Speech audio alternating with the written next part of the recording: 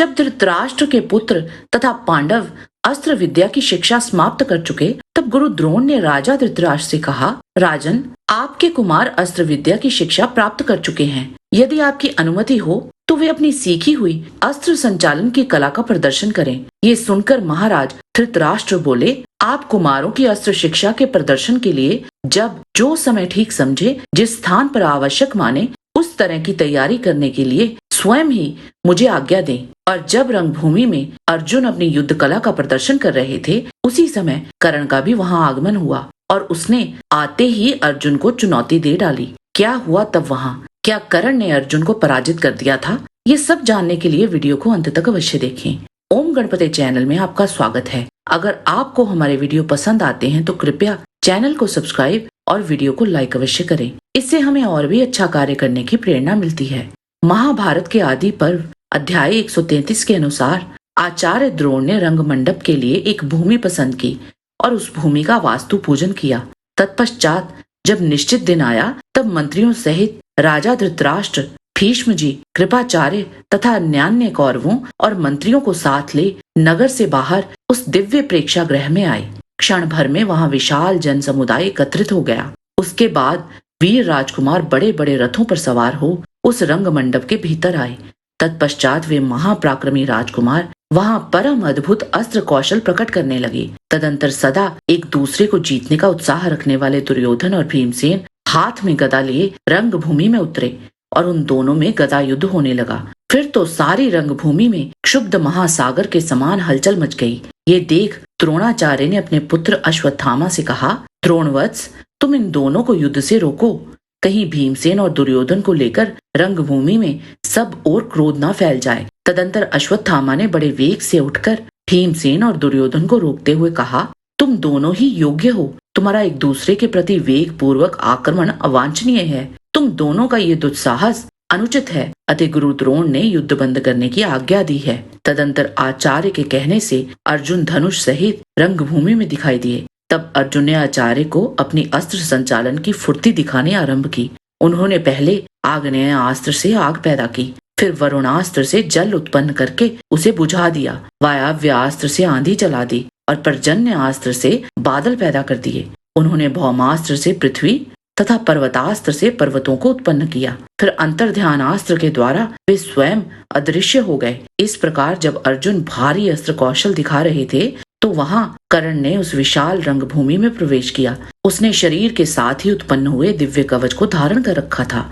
उसने द्रोणाचार्य और कृपाचार्य को प्रणाम किया। रंगभूमि में जितने लोग थे, वे सब जानना चाहते थे कि ये योद्धा कौन है। इतने में ही सूर्यपुत्र कर्ण अपने अज्ञात भ्राता अर्जुन से बोले, कुंती नंदन, तुमने इन दर्शकों के समक्ष जो कार्य किया है, मैं उससे भी अधिक अद्भुत कर्म कर दिखाऊंगा। अतः तुम अपने पराक्रम पर गर्व ना करो। उस समय दुर्योधन के मन में बड़ी प्रसन्नता हुई और अर्जुन क्रोधित हो गए। तब कर्ण ने द्रोणाचार्य की आज्ञा लेकर अर्जुन ने वहां जो जो अस्त्र कौशल प्रकट किए थे, वह सब कर दिखाए। तदंतर भाइयों सहित दुर्योधन ने वहां बड़ी प्रसन्नता के साथ कर्ण को हृदय से लगाकर कहा, महाबाहो, तुम्हारा स्वागत है। मैं तथा कौरवों का ये राज्य सब तुम्हारे हैं।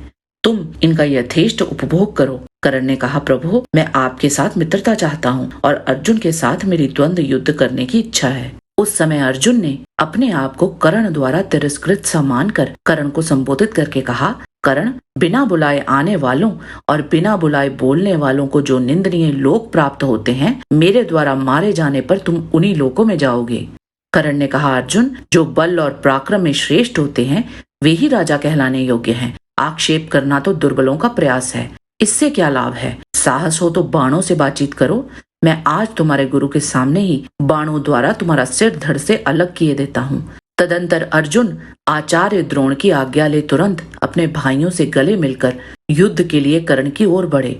तत्पश्चात देवराज इंद्र को रंगभूमि का अवलोकन करते हुए देख भगवान सूर्य ने भी अपने समीप बादलों को छिन्न भिन्न कर दिया। रंगभूमि के पुरुषों और स्त्रियों में भी कर्ण और अर्जुन को लेकर दो दल हो गए। कुंती देवी वास्तविक रहस्य को जानती थी कि ये दोनों मेरे ही पुत्र हैं। अतः चिंता के कारण उन्हें मूर्छा आ गई। उन दोनों को विशाल धनुष उठाए देख कृपाचार्य ने कहा, कर्ण, ये कुंती देवी के सबसे छोटे पुत्र पांडु नंदन अर्जुन कुरुवंश के रत्न हैं। जो तुम्हारे साथ द्वंद्व युद्ध करेंगे। महाबाहो, इसी प्रकार तुम भी अपने माता पिता तथा कुल का परिचय दो और उन नरेश के नाम बताओ जिनका वंश तुमसे विभूषित हुआ है। इसे जान लेने के बाद ये निश्चय होगा कि अर्जुन तुम्हारे साथ युद्ध करेंगे या नहीं, क्योंकि राजकुमार समान कुल वालों से ही युद्ध करते हैं। कृपाचार्य के यूं कहने पर कर्ण का मुख लज्जा से नीचे झुक गया। जैसे वर्षा के पानी से भीगकर कमल मुरझा जाता है, उसी प्रकार कर्ण का मुंह मलान हो गया। तब दुर्योधन ने कहा, आचार्य, शास्त्रीय सिद्धांत के अनुसार राजाओं की 3 योनियां हैं, उत्तम कुल में उत्पन्न पुरुष, शूरवीर तथा सेनापति। अतः शूरवीर होने के कारण कर्ण भी राजा ही हैं। यदि ये अर्जुन राजा से भिन्न पुरुष के साथ रंगभूमि में लड़ना नहीं चाहते तो कर्ण को इसी समय अंग देश के राज्य पर अभिषिक्त करता हूँ। तदंतर दुर्योधन ने राजा धृतराष्ट्र और गंगा नंदन भीष्म जी की आज्ञा ले उसी समय कर्ण को सिंहासन पर बिठाकर अंग देश के राज्य पर अभिषिक्त कर दिया। उस समय कर्ण ने दुर्योधन से कहा, आपने मुझे जो ये राज्य प्रदान किया है, इसके अनुरूप मैं आपको क्या भेंट दूं, बताइए। ये सुनकर दुर्योधन ने कहा, अंगराज, मैं तुम्हारे साथ ऐसी मित्रता चाहता हूँ जिसका कभी अंत ना हो। इतने में ही भीमसेन बोले, अरे ओ सूत पुत्र, तू तो अर्जुन के हाथ से मरने योग्य भी नहीं है। तुझे तो शीघ्र ही चाबुक हाथ में ले लेना चाहिए, क्योंकि यही तेरे कुल के अनुरूप है। इसी समय दुर्योधन ने कुपित हो भीमसेन से कहा, वृकोदर, तुम्हें ऐसी बात नहीं करनी चाहिए। क्षत्रियों में बल की ही प्रधानता है, अथवा मुझ क्षत्रिय का मित्र होने के कारण कर्ण के साथ तुम्हें युद्ध करना चाहिए। कुंडल और कवच के साथ उत्पन्न हुआ सूर्य के समान तेजस्वी कर्ण किसी सूत जाति की स्त्री का पुत्र कैसे हो सकता है? क्या कोई हिरणी अपने पेट से बाघ को पैदा कर सकती है? कर्ण अंग देश का ही नहीं, समूची पृथ्वी का राज्य पाने का अधिकारी है। जिस मनुष्य से मेरा ये वर्ताव नहीं सहा जाता हो, वह रथ पर चढ़कर हमारे साथ युद्ध के लिए तैयार हो जाए। ये सुनकर समूचे रंग मंडप में युद्ध की संभावना से महान हाहाकार मच गया। इतने में ही सूर्यदेव हस्ताचल को चले गए और समस्त पांडव भी द्रोण, कृपाचार्य और भीष्म जी के साथ अपने अपने निवास स्थान को चल दिए। उस समय कर्ण को मित्र के रूप में पाकर दुर्योधन का भी अर्जुन से होने वाला भय शीघ्र दूर हो गया। इस प्रकार वह युद्ध टल गया। परंतु ये दोनों द्रौपदी स्वयंवर के उपरांत अवश्य एक दूसरे के सामने आए थे और वहां उनमें युद्ध भी हुआ था। रंगभूमि में पहली भिड़ंत के बाद द्रौपदी स्वयंवर के उपरांत उनका युद्ध हुआ था। आज के वीडियो में बस इतना ही। आशा करते हैं कि आपको हमारा ये वीडियो पसंद आया होगा। कृपया इसे लाइक और शेयर अवश्य करें। किसी भी प्रकार की त्रुटि के लिए आप सबसे क्षमा याचना करते हुए आपसे निवेदन है कि प्रेम पूर्वक परमपिता परमात्मा को मन में धारण करें और बोलें, वैदिक सनातन धर्म की सदा ही जय।